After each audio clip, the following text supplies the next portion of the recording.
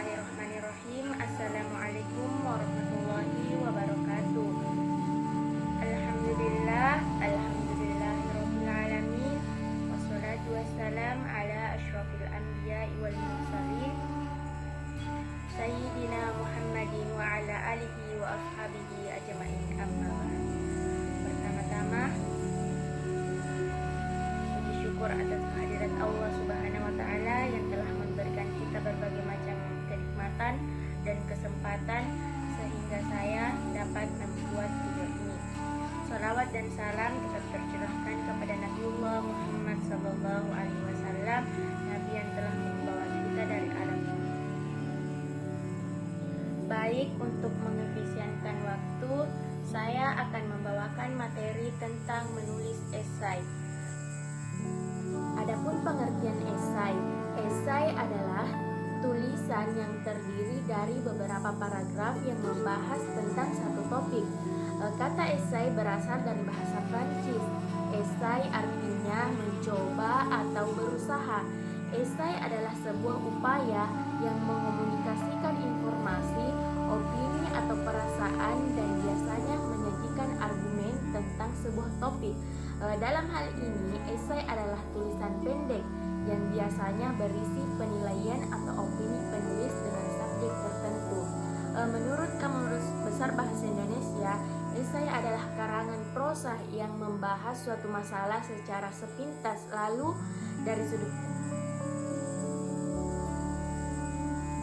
struktur esai ada 3.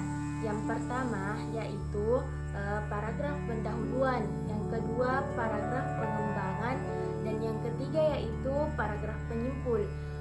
Paragraf pendahuluan adalah paragraf yang pertama digunakan untuk mengawali suatu esai.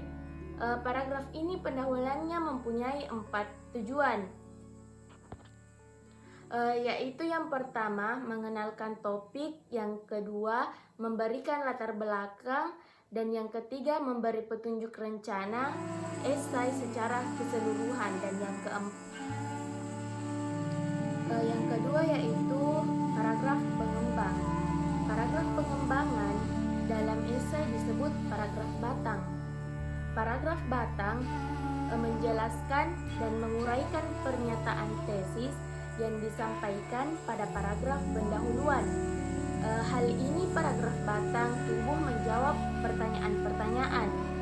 Contohnya, siapa, apa, kapan, di mana, mengapa, dan bagaimana.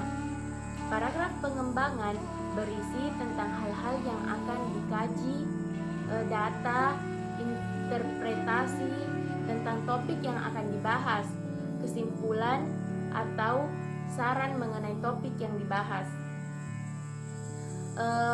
Pengembangan paragraf dalam batang tubuh suatu esai.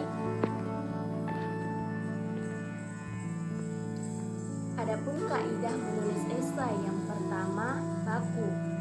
Struktur yang digunakan sesuai dengan kaidah bahasa Indonesia baku, baik mengenai struktur kalimat maupun kata, dan penulisan sesuai dengan pedoman umum ejaan bahasa Indonesia. Yang kedua, logis. Ide atau pesan yang disampaikan melalui bahasa Indonesia ragam ilmiah dapat diterima akal. Yang ketiga yaitu ringkas. Ide dan gagasan diungkapkan dengan kalimat pendek sesuai dengan kebutuhan. Pemakaian kata seperlunya, tidak berlebihan tetapi isinya bernas. Yang keempat itu, adapun yang keempat yaitu runtun. Ide diungkapkan secara teratur sesuai dengan urutan dan tingkatannya, baik dalam kalimat maupun paragraf. Selanjutnya denotatif, kata yang digunakan dengan kalimat pendek sesuai dengan kebutuhan. Pemakaian kata seperlunta, tidak berlebihan tetapi isinya bernas.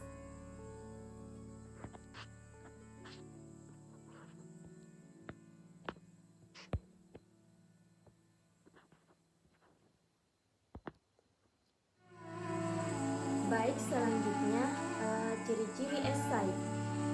Ciri-ciri esai yang pertama yaitu berbentuk prosa, artinya dalam bentuk komunikasi biasa, menghindari hindari penggunaan bahasa dan ungkapan figur. Yang kedua yaitu singkat. Maksudnya dapat dibaca dengan santai dalam waktu 2 jam. Selanjutnya yaitu yang ketiga, memiliki gaya pembeda. Seorang penulis esai yang baik akan membawa ciri dan gaya yang khas yang membedakan tulisannya dengan gaya penulis lain. Yang keempat, selalu tidak utuh. Artinya, penulis memilih segi-segi yang penting dan menarik dari objek dan subjek yang hendak ditulis. Yang kelima, memenuhi keutuhan penulisan. Walaupun esai adalah tulisan yang tidak utuh, namun harus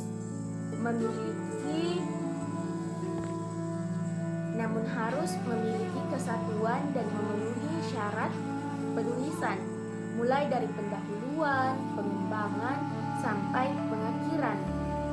Dan yang terakhir yaitu mempunyai nada pribadi atau bersifat individu yang membedakan esai dengan jenis karya sastra. Ini adalah cara atau ciri personalnya.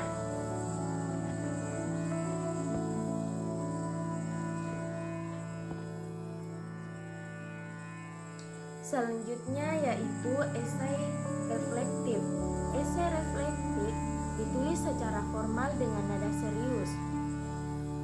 Penulis mengungkapkan dengan dalam, sungguh-sungguh, dan hati-hati beberapa topik yang penting berhubungan dengan hidup, misalnya kematian, politik, pendidikan, dan hakikat manusiawi.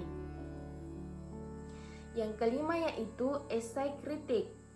Dalam esai kritik, penulis memusatkan diri pada uraian tentang seni, misalnya lukisan, tarian, pahat, patung, teater, kesusastraan. Esai kritik bisa ditulis tentang seni tradisional, pekerjaan seorang seniman pada masa lampau, tentang seni kontemporer. Esai ini membangkitkan kesadaran pembaca tentang pikiran dan perasaan penulis tentang karya seni. Selanjutnya yaitu kesalahan dalam menulis esai. Yang pertama, tidak memahami instruksi. Kesalahan seperti tidak membaca instruksi dengan teliti dapat menyebabkan esai yang tidak relevan atau tidak sesuai dengan topik yang diminta. Contohnya adalah mengabaikan panjang esai yang diminta atau tidak menjawab pertanyaan utama yang diajukan. Yang kedua yaitu struktur yang tidak jelas. Struktur esai yang jelas sangat penting untuk memudahkan pembaca memahami argumen yang ditulis. Esai dengan struktur yang tidak jelas seringkali membingungkan oleh pembaca dan sulit diikuti. Contohnya yaitu esai tanpa paragraf yang teratur atau tanpa transisi yang jelas antara ide-ide. Adapun solusi yang dapat dilakukan menghindari kesalahan dalam menulis esai. Yang pertama yaitu membaca dan memahami instruksi dengan teliti. Selalu baca dan pahami instruksi tugas dengan seksama. Seorang penulis harus mengetahui semua persyaratan dan tujuan dari esai. Yang kedua yaitu membuat rencana dan outline. Buatlah rencana penulisan sebelum mulai menulis. Langkah-langkah ini meliputi membuat outline yang mencakup pendahuluan, isi, dan penutup sehingga alur tulisan tetap terstruktur dan fokus. Dan yang ketiga yaitu menulis thesis statement yang kuat. Thesis statement yang baik harus spesifik dan menyampaikan poin utama dari esai. Contohnya, penggunaan teknologi dalam pendidikan, meningkatkan partisipasi siswa dan efisiensi pembelajaran. Dan yang keempat yaitu menggunakan bahasa yang tepat. Gunakan bahasa formal dan akademis dalam menulis esai. Hindari menggunakan kata non-formal terlalu santai. Contohnya, kata dan frasa yang sebaiknya dihindari termasuk gue, kamu, lo, dan kayal. Sebaliknya, gunakan istilah yang lebih profesional dan tepat. Dan yang kelima itu menganalisis dan mengembangkan argumen. Kembangkan analisis dan argumen yang kuat dengan cara memecah masalah menjadi komponen yang lebih kecil dan menjelaskan setiap bagian secara rinci. Perkuat argumen dengan bukti konkret seperti data, kutipan, sumber terpercaya, dan contoh nyata, sehingga argumen tersebut dapat meyakinkan pembaca. Yang terakhir yaitu menghindari plagiarisme.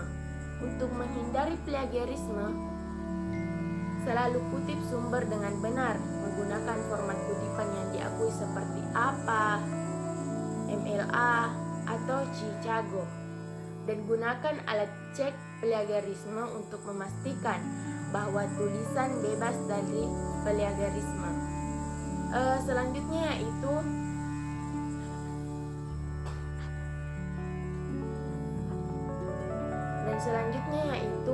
mengoreksi data dan mengedit esai sebelum mengumpulkan esai sangat penting untuk memastikan tidak ada kesalahan yang terlewat. Baca esai beberapa kali untuk menemukan kesalahan tata bahasa dan ejaan. Selanjutnya yaitu mekanisme dan langkah-langkah menulis esai. Yang pertama, mekanisme penulisan esai. Mekanisme dalam penulisan esai adalah yang pertama yaitu format esai harus mengikuti aturan.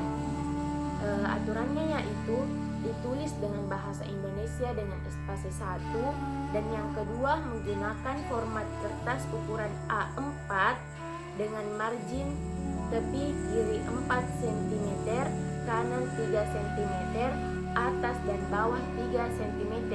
Dan yang ketiga yaitu font Times New Roman ukuran 12.